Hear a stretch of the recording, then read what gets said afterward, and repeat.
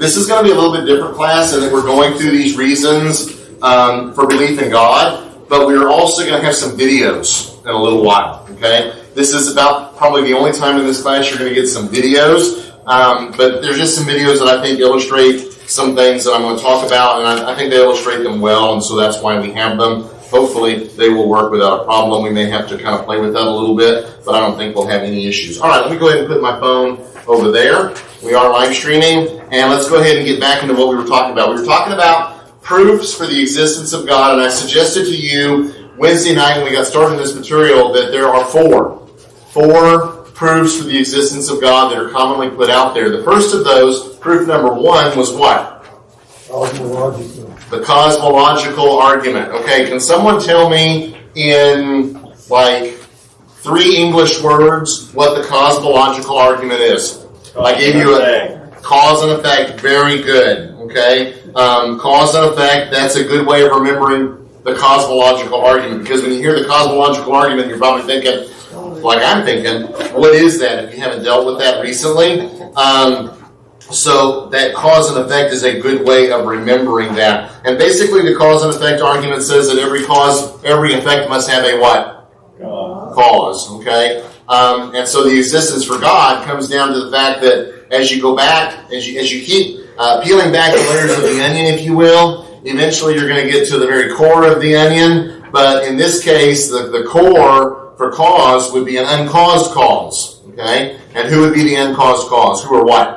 God, okay? Something that is outside the physical universe, because the physical universe, as we looked at again on Wednesday night, it's in your notes, cannot have caused itself, okay? Nor is it eternal, and so you have to keep going back until you get an uncaused cause, and the uncaused cause is God himself, right? He's the one that puts everything into motion, but he himself does not have a beginning. And that is a very scriptural argument, because that's exactly what Scripture says about God, isn't it?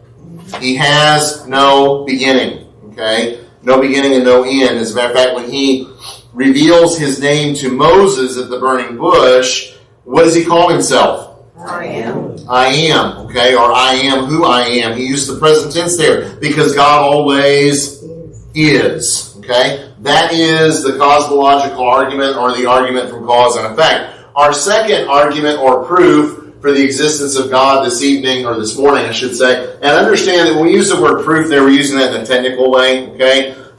If you come away from one of these proofs and say, I'm not convinced, that's okay, we've got 4, all right? And one of the 4 ought to do the job for us. Proof number 2, or argument number 2 for the existence of God is what's called the teleological argument, or an easier way to remember that without that technical term is the argument from intelligent design, okay? This argument, or when we look at teleological, I guess is what we ought to understand from the word there, exhibiting or relating to design or purpose, especially in nature. That's the Merriam-Webster definition of that word. It comes from the Greek word telos, which means the end, the aim, and the goal, and the Greek word logos, which is an explanation or reason. So it is an explanation of the aim or the goal. Again, in English, we would typically refer to this as the argument from intelligent design. This is a very strong argument. There's a whole lot of literature out there. The videos that we're going to look at this morning are from the standpoint of intelligent design. There are 2 possibilities for the existence of the order found in the universe. One of those possibilities is chance. Everything came into existence through accident. The second possibility is design. Everything came into existence through creation by an intelligent being. All right. So I have. I'm actually projecting this morning from my iPad. This little slim thing sitting up here on the desk. What would you say if I said to you that I had a box of a whole bunch of parts to an iPad, and I shook that box repeatedly, maybe for a very, very long time. I kept opening the box and looking inside, still wasn't what I wanted, so I closed the box again, and eventually when I opened the box, I found an iPad about that size, but I'd rather have a larger iPad for projecting, so I kept shaking the box, and eventually the larger size iPad was there in the box. I took it out, I turned it on, and it was already fully charged and ready to go. I'd say you've been smoking something too much. Okay? Smoking too much or just a little? Either way. Sorry, Dad, I had to get you on that. Smoking something, okay? Would you not agree that I could shake a box for a very long time and eventually all those parts would come together? No one's buying that. No, because you're not. Well, because I'm not what? I was going to say, because the only other person that might be able to do something like that's David Copperfield, and he's not, These are all illusions anyways, yeah. Okay? And did he pass away? Not aware. Okay, not that you're aware of, all right. I thought this was about to tell you, unless you're David Copperfield, but he's dead, but I guess he's not dead, so there we have it. No, nobody's going to buy that argument, right? That you can just continually shake parts together and eventually you're going to get some kind of functioning item. We all understand that something as complex as an iPad was created by engineers who are paid very good money by Apple to put the machine together, and then it goes through a manufacturing process and it goes through a sales process before it eventually ends up on my podium here in Fort Worth, Texas in the year 2024. It actually started its life somewhere in China. Okay, iPads are manufactured in China. So that's where it started. Made in China, but American ingenuity to put it together. That's the design behind that. No one would believe that anything complex like an iPad or a watch or any other complex structure just comes about by chance. Unless you come to what? The universe. And those who don't believe in an intelligent designer, they don't believe in God, basically their only choice is everything came into existence through accident. Those are our only two possibilities. Either it came about by chance or it came about by design. We see that in something like an iPad. We see that in other aspects as well, that we see design in that. Okay? Not apparent design, but real design. It's clear that a design process went into creating this thing. Okay? So that is the argument from intelligent design. So our two possibilities again, chance, everything came into existence by accident. By the way, how many of y'all have ever been in a car accident? Did your car look better before or after the accident? After they fixed it. No, that's not what I asked. Did your car look better before or after the accident? Before. Before. It looked better before, didn't it? Even if you've got an old beat up whatever, okay, and you have an accident in that old beat up whatever, it isn't going to come out of the accident all of a sudden fixed from all the other dings and scratches and everything else that's on it, right? Okay? We understand that. Accident does not create order. Accident creates disorder. Okay? So this idea of chance, everything had to come about by accident. This is the philosophical, I got to be careful that I don't mark on the screen, right? It is the philosophical basis for materialism. Materialism is the absolute denial of anything beyond the physical universe. Materialism has a philosophical basis. That philosophical basis is chance. Okay? When we get to evolution, and we're going to spend a lot of time on evolution in this class, that's what evolution says. Is that all forms of life on Earth evolved by chance. Okay? Survival of the fittest comes into play there, but survival of the fittest is not being driven by who? God. Or what? God or Creator. Creator or God or anything. Okay? I'll give you a sneak peek. How many of y'all have ever raised animals? Like livestock. I don't mean like a cat. I mean livestock. Chickens, goats, something like that. If you have a chicken, if you get a nice hen that hatches from the egg, and she has 4 legs, plus 2 wings, what do you do with that chicken? Put her in a circus. Sell her on eBay. What you don't do is you don't breed her, do you? Why not? That's 4 chicken legs. You're doubling your output. You do not breed the chicken because the chicken clearly has a genetic defect, okay? Every farmer understands this, don't they? You breed your best stock. You don't breed the ones that are defective. You don't breed the ones that have some kind of a problem. So you might, through selective breeding, produce a new 4-legged chicken breed. Okay, I'm not sure that that's going to fly in anywhere imaginable, but okay. But okay. But if you do that, then what are you? Who's behind the process? Here's Todd with his 4-legged chickens. He's designing. He's designing. That's exactly right. So when this 4-legged hen lays an egg that has a 2-legged hen, what happens to the 2-legged hen? You get rid of it. You get her out of the gene pool, okay? Because if your goal is 4 legs, you don't want any 2-legged hens reproducing. But it's intelligence going into it, okay? We all understand this maybe with dogs. How many of y'all have a dog? How many of you have something that's not a mutt? Okay? If you have a dog that's not a mutt, I'm sorry, I'm an Australian Shepherd, and I'm not real sure that they're anything but mutts. Yeah. If you have a dog that is a purebred dog, one thing that you did when you bought that purebred dog was you looked at its pedigree. Okay? There were not all the breeds of dogs that we have today, even 100 years ago. So how do we have all these dog breeds today?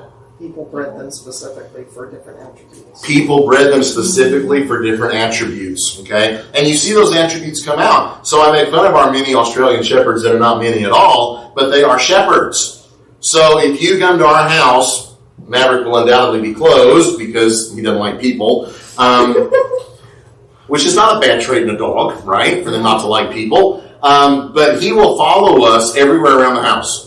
I mean, constantly, this dog follows you everywhere you go. Why is that? He's corralling you. He's corralling us. He's a shepherd. He's doing exactly what he's supposed to do. Get a retriever. You want a dog that plays fetch? Get a retriever. They'll be really good at that game because they've been bred for that. But it's all intelligence behind that. So that gets us to the other half. Design. Everything came into existence through the actions of an intelligent being. Dog breeds came into existence through the actions of an intelligent being.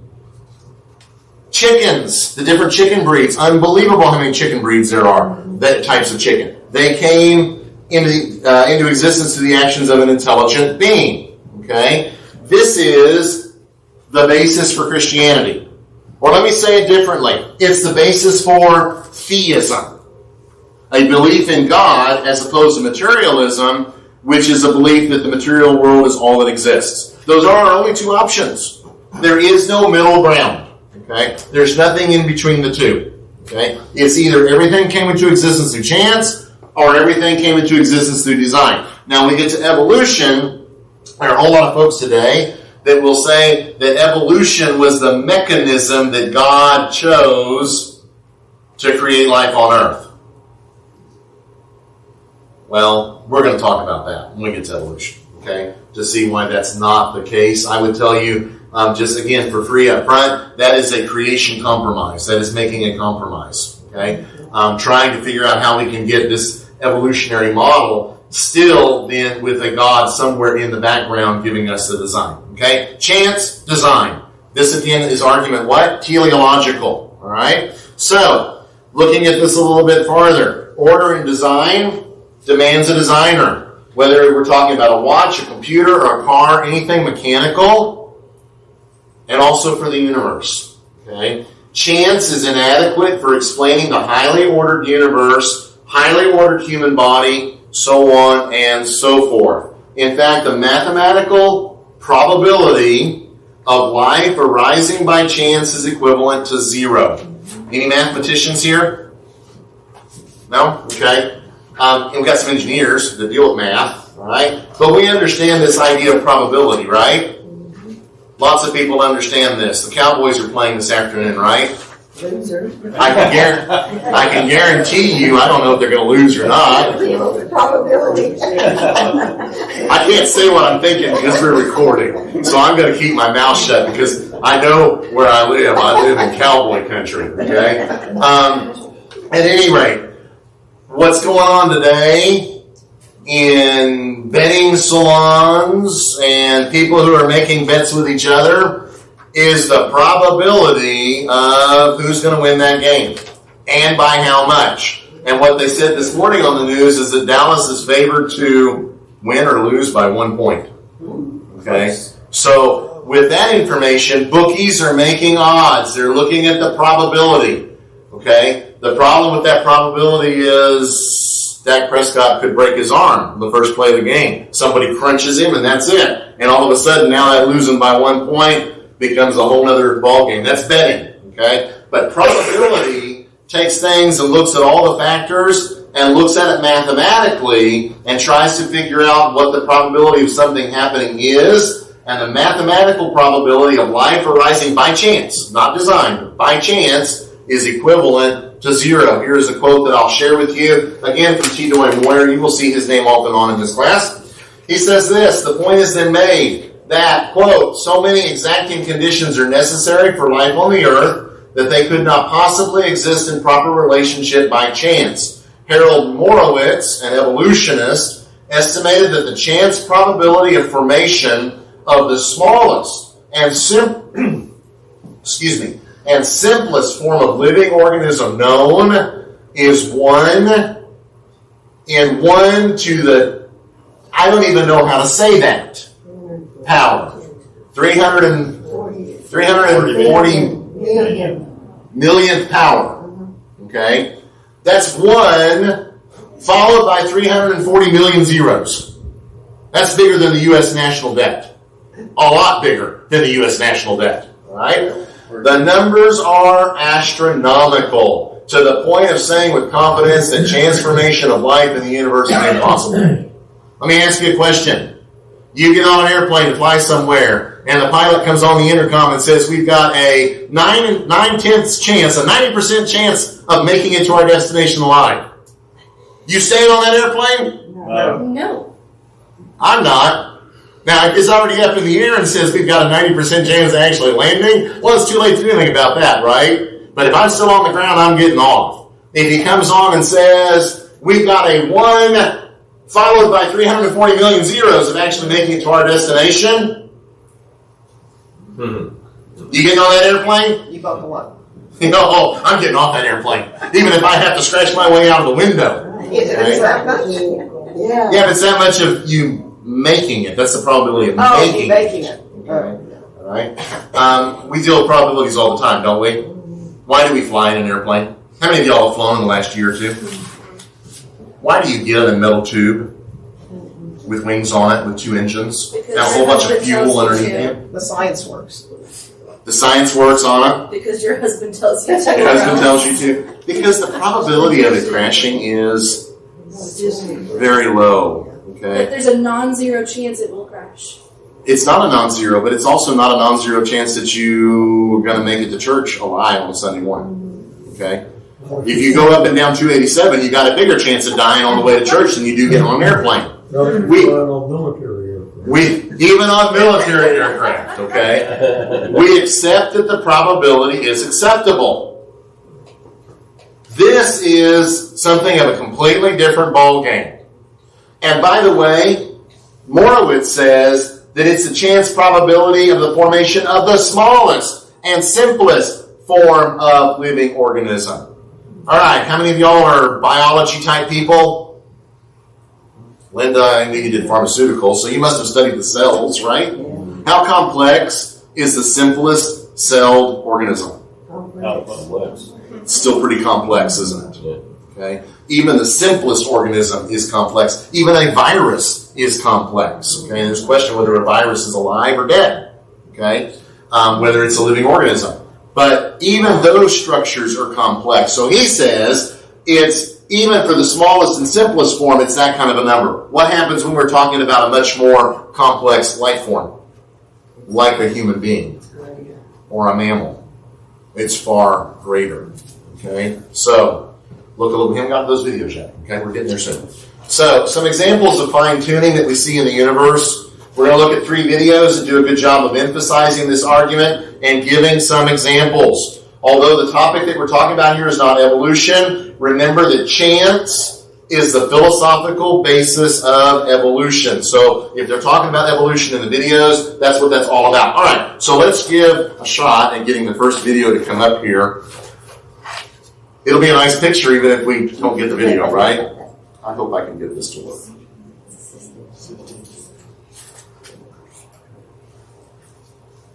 I did. Now I just have to get volume. Hang on.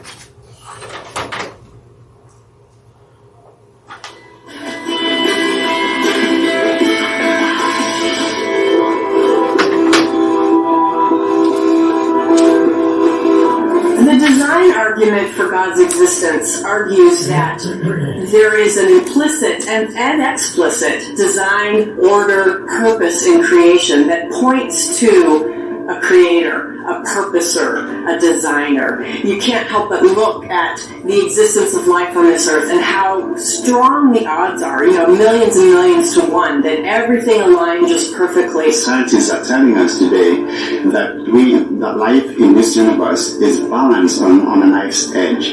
There are about 50 constants of nature, and if they were changed to the slightest degree imaginable, life will not be possible. And they are independent of each other, all these constants. And for them to have been put together, for them to have come together to allow life, seems to cry out for intelligence, for intelligence behind the whole process.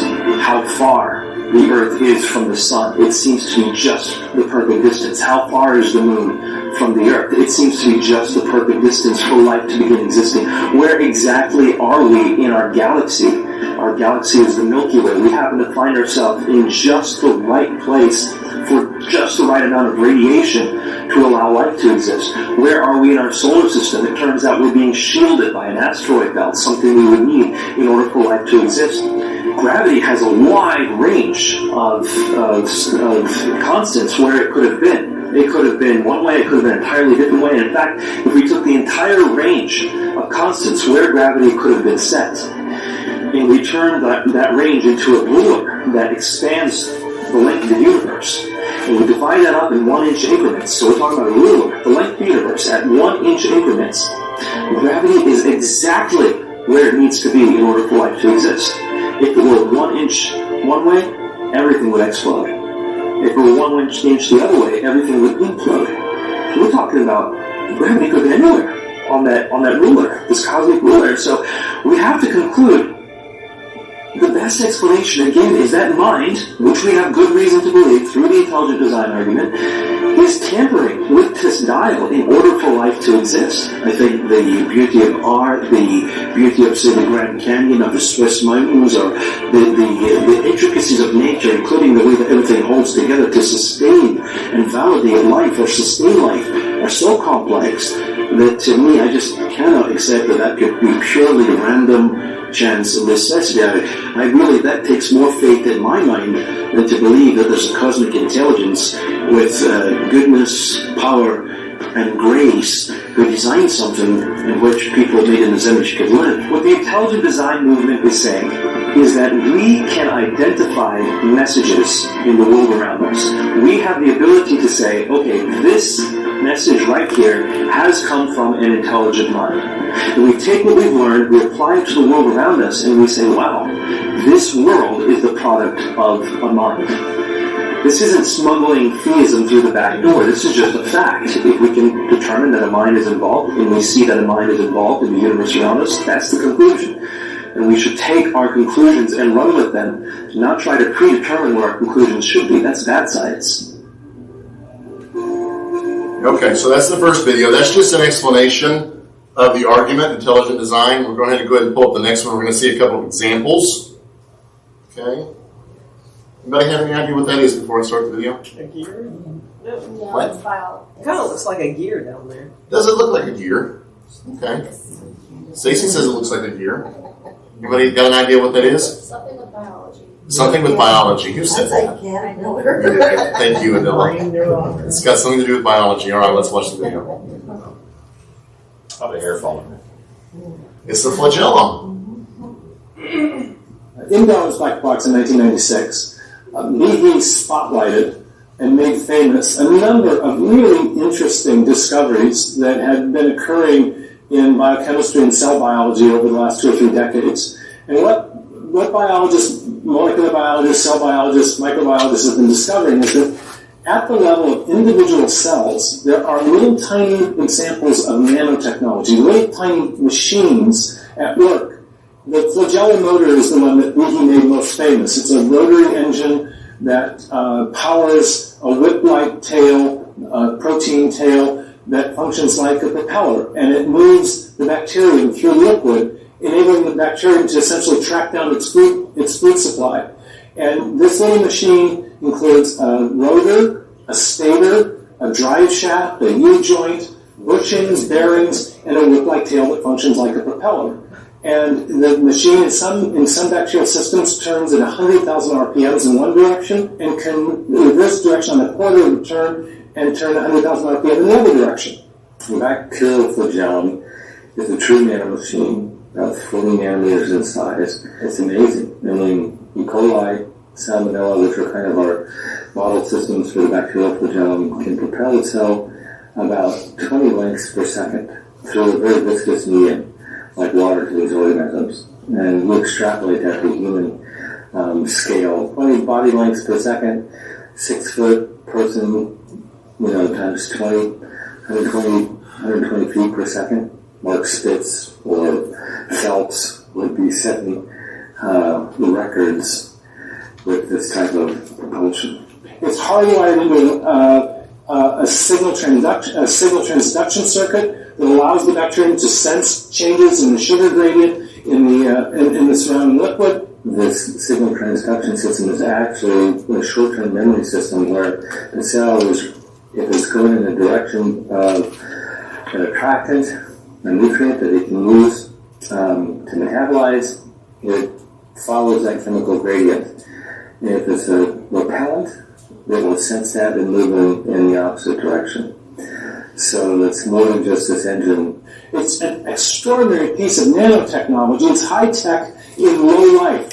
And so just by spotlighting these extraordinary pieces of nanotechnology inside cells, and the flagellar motor wasn't the only one by any means, Behe, in a sense, opened up a window for people. He opened up the black box of the inner workings of the cell and said, look, this is much more complex than anything that the early evolutionary biologists had envisioned. Darwin knew nothing of this type of nanotechnology in cells, and at the very least, we've got to come up with an explanation for this.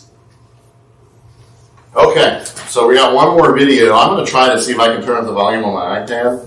I don't know if it's going to help us out. All right, so what's a flagellum?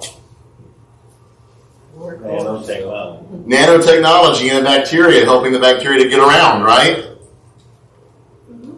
We don't like bacteria very much, do we, for the most part? Some of them are good. Some of them are good. We've got a whole bunch in our guts, don't we, that do things good for us, all right? How do they get around? They don't crawl on all fours. They get around on one of these things, okay? The first microscope couldn't see any of that. The microscopes you had in high school probably couldn't. I mean, some of y'all are younger. You may have had better microscopes than when I was in high school. Microscopes couldn't see all of that. Okay, but now we have microscopes that can see all of those intricate workings. What happens if one part of the flagellum doesn't work? All of the bacteria dies. Bacteria dies. Okay. What happens if your fuel pump on your truck breaks down, Bill? You're stuck in the road, okay? Waiting for a new fuel pump. Big old car like that, and it doesn't go anywhere without a fuel pump. All right? So you got a flagellum. If one part of that, and there are lots of intricate parts to that, doesn't work, the bacteria dies. So there's a lot of intricacies, even in something that's only one part of one of the simplest forms of life. Where did that come from? Well, materialism says it had to happen all by chance. Theism says what? There's a designer, there's a God who is guiding that process. All right, let's look at our last video. This maybe is a little bit more, we all can relate to this, right? The eye. This is a longer The human video. eye is a marvel of engineering. Able to detect light down to a single photon, it is a powerful tool that makes possible so many other wonders of human technology and art. Whether or not the eyes are the windows of the soul, as the ancients believed, they are certainly our windows to the world.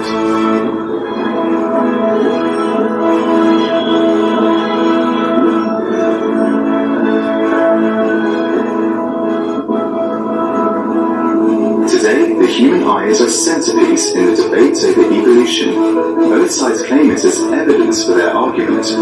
Charles Darwin expressed doubt at first that evolution could produce the eye. To suppose that the eye will attain inevitable contrivances for adjusting the focus to different distances, for admitting different amounts of light, and with a collection of experimental chromatic aberration that have been formed by natural selection, seems, I freely confess, absurd in the highest possible degree. But Darwin didn't stop there. While it seems impossible for natural selection to have produced the eye, Darwin thought he had found a way around the problem. He said that if we could find a series from the simplest to the most complex of these various kinds of eyes, then the objection to his theory should go away. Well, when we look at modern animals, we did find, in fact, a range of eyes, ranging from the simplest, that is a simple light-sensitive star, to the most complex, namely the human eye. That's what we have in animals that are alive today. Darwin, and evolutionists after him, relied on these small gradations in modern animals to overcome the vast improbability of building an eye through an unguided process. Prominent atheist Richard Dawkins said that natural selection designed complex features by breaking the improbability up into small manageable parts, smearing out the luck needed, going round the back of Mount Improbable, and crawling up the gentle slopes. For Dawkins, the gentle slopes take the form of different types of eyes in nature, all displaying various amounts of complexity. However, there are countless missing stages in the evolutionary story of the vertebrate eye. Darwin, and now Dawkins, assume rather than demonstrate these innumerable missing stages. Something more is needed to truly demonstrate the evolution of the eye. To do that, we would have to go back in the fossil record and see how I started out simple and then evolved into more complex eyes.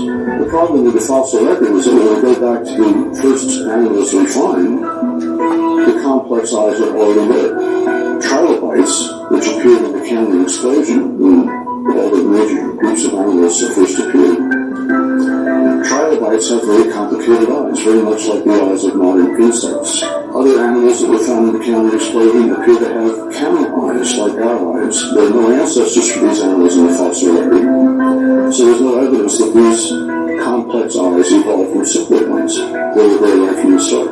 Evolutionists continue to argue that because so many different kinds of eyes exist, they must evolve easily. Yet with complex eyes arriving so early on the scene, and with no evidence of precursors, Darwin's small gradations disappear. There may be different kinds of eyes in nature, but they are chronologically out of order from a Darwinian perspective, and there is no apparent evolutionary history leading up to them. But there is a second way that evolutionists use the eye as an icon of evolution. They claim that, despite its appearance of perfect design and its usefulness to us, the eye is, in fact, badly designed. The human eye has become an icon of evolution in two senses, two rather different senses. In one sense, the eye is thought to have evolved very easily. That has been argued by evolutionary biologists. But at the same time, the human eye, as they put it, is wired backwards. And evolutionary biologists claim that this is a flaw because evolution was unguided. It had to work with what it had at the time, and this, they say, is evidence for evolution. Camera eyes are found in humans and also in cephalopods, that is, squids and octopuses. The camera eye has a lens, and it focuses the light on the back of the eye to make a nice, crisp, clear image. In cephalopods, the light-sensitive cells that detect the light face forward toward the lens. In the human eye, actually all vertebrate eyes, the light-sensing cells face backwards, away from the light. And some defenders of Darwin, Richard Dawkins among them, have said that this is evidence that the eye is flawed, the human eye is flawed, and it's an accident that grew out of its evolutionary history. It should never have been this way. But actually, when people study the eye, and they have, in great detail, it turns out that the orientation of the light-sensing cells is just about optimal in the human eye. This is a human retina. Here you can see that the layer of cells at the back of the eye-sensing rods and cones that detect light, are pointed backwards toward the back of the eye. And behind them are several layers. One is a layer of blood cells, another is a layer of epithelial cells between the blood cells and the light-sensing cells. And the blood cells and the epithelial cells nourish the light-sensing cells, which have a very high metabolic requirement, among the highest in the human body.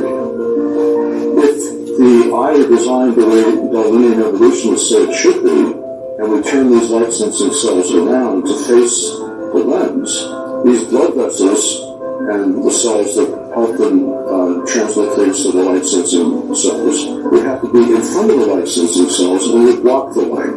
We would be almost blind. So that's why our light-sensing cells face the rear, because they're being nourished by this blood supply. Therefore, they're in the front that block the light. Despite the continued research into the design of the eye and the ongoing revelation that it is an exceptionally sensitive instrument, defenders of Darwinian evolution continue to use this as an example of the trial and error outcomes of natural selection. Arguments for the optimal design of the eye are not coming from intelligent design proponents. They're coming from mainstream scientists who study the function of the eye. It's based on the evidence. So the defenders of evolution who continue to insist that the eye is flawed are doing so in the face of the evidence. In the last few years, scientists have discovered that a particular kind of cell in the eye, called the neural cell, acts like a waveguide. It actually comes all the way through the retina and brings light coming in through the lens all the way to the back of the retina, and makes the images much clearer. It's actually an engineering marvel. When Kenneth Miller, who is the author of a textbook widely used in high school biology classes, was confronted with this evidence recently, his reaction was, well, that just shows that evolution then corrected the flaw that it put there. So evolution produced a flawed eye, and then corrected it by adding these other cells that improve things. The problem with that is we have no evidence that the human eye was first flawed, and then these cells appeared. There's no historical record to show that. And second of all, why does it make any sense to say now the human eye is very good, but only because evolution corrected its own flaw? I mean, to me, it's just a desperate attempt to hang on to the materialistic story in spite of the evidence. It's sound science. Okay. So I'll pull up the next one here. We've got a few minutes left in class, so we'll go ahead and get into the next argument. But are there any questions about the videos, the things we just saw? Questions or comments? I hope the audio was, I hope most of y'all can hear the audio. It's coming out of there, up there, so hopefully it's a little bit closer to you. It was a little bit hard for me to hear.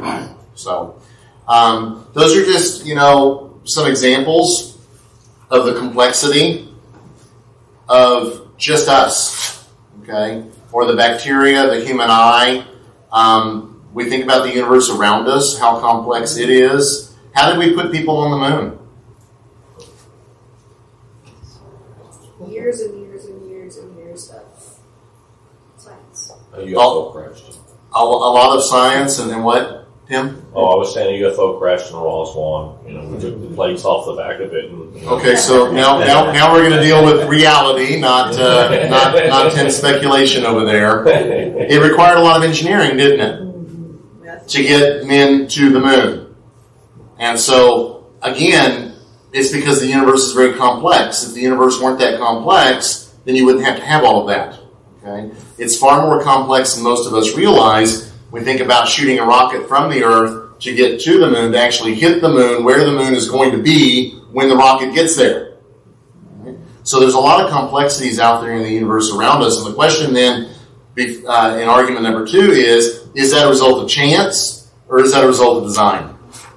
And you can multiply this over and over and over. Hence the mathematical probability even of the smallest organism being 1 with 340 million zeros after it. What then does it become when we talk about something as complex as a mammal, for example, with all the systems that go into being a mammal?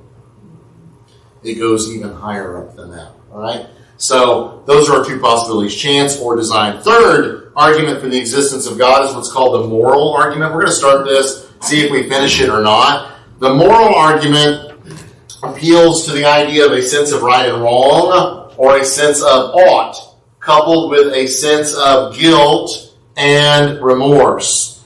The moral argument says that there is a sense that something is wrong, in spite of families and society saying it is right. This moral sense exists only in man. Okay, I know some of y'all love your dogs.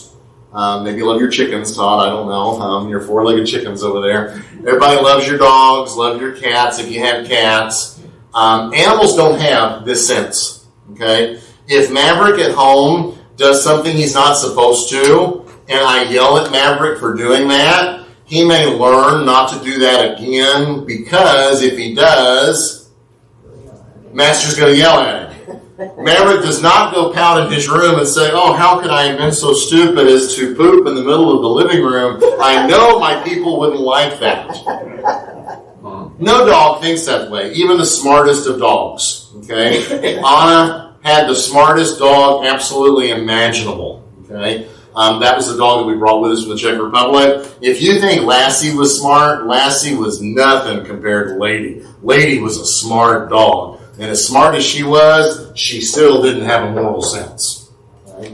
So animals don't have this, but we do. Every single one of us does. And we see this in little children already developing, don't we?